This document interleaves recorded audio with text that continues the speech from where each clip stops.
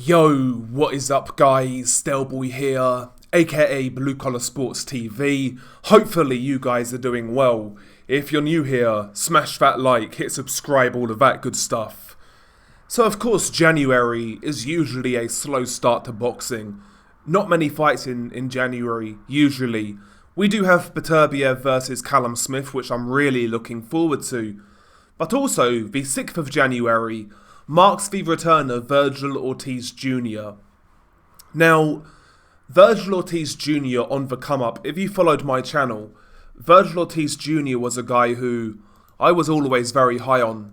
I felt he was a very talented fighter, a very talented up-and-comer, who became a contender after beating the likes of Kavalauskas and Maurice Hooker. This was at welterweight, of course. And obviously at the time, Ortiz was coming up with Jaron Ennis, another really talented welterweight.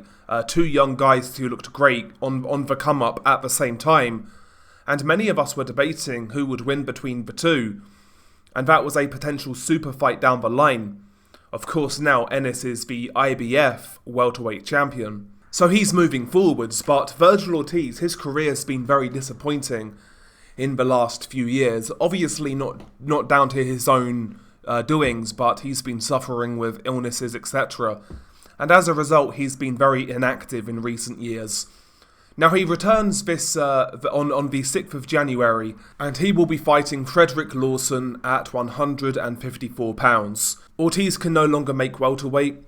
He tried to against Stanionis last year. That fight was supposed to happen, but Ortiz had a terrible weight cut. His illness surfaced once again, and yeah, it appears 147 is now a no-go for Vergil Ortiz, which is very disappointing to say the least.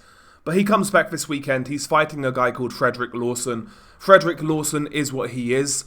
He's a Ghanaian fighter, got decent punching power, but he's not the most durable guy out there. In all of his losses, he's been stopped. He got stopped by Charles Hatley.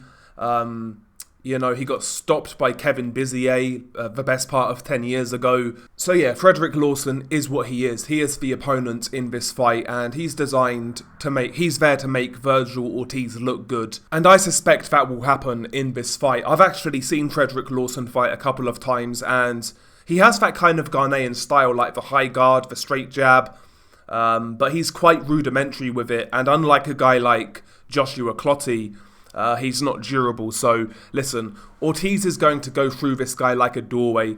He's there to make Ortiz look good, to be a confidence builder, that sort of thing. And I expect Ortiz to win this fight very comfortably, to tell you the truth. Unless the illness has totally ravaged him, Ortiz will win this comfortably. So we're not really going to find out much about Ortiz in this fight and how he is on his comeback, because Lawson is of such a low level to where even if Ortiz isn't at his best or near his best, he'll still win this fight in dominant fashion, in my opinion. But he needs this sort of fight, I guess, right, after being out for so long. But yeah, Ortiz back in the day, before the illness, he was starting to build quite the fan base. A lot of people were getting excited about his future. But ever since the illness, obviously, he's been very inactive. He's had fights cancelled. And as a result, the interest in his career has dropped off significantly. In fact, I've not heard anybody talk about this fight. In fact, I wasn't really aware this was going down this weekend. I felt it was later in January. But here we are. This weekend, Vergil Ortiz makes his return. I am worried about Vergil Ortiz and his future, to be honest with you. I mean, the illness he had or has is actually quite serious. It's a blood condition. I'm not going to try and say the name.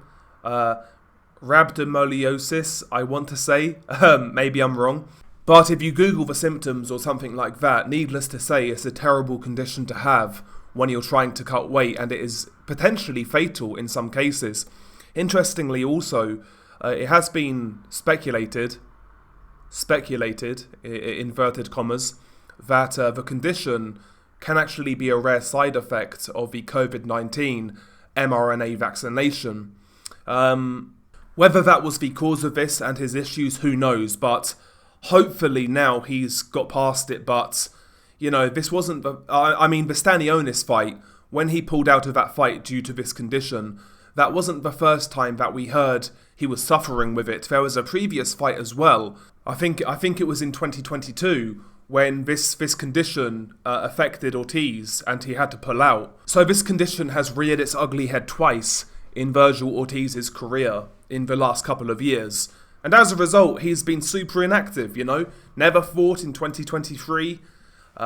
He fought once in 2022. He did fight twice in 2021, fought once in 2020.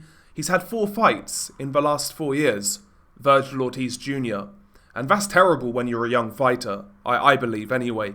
Both in terms of development and developing your skills, but also developing a fan base. Ortiz has missed out on a lot of time to build that fan base that he was building. And, now he's lost all that momentum.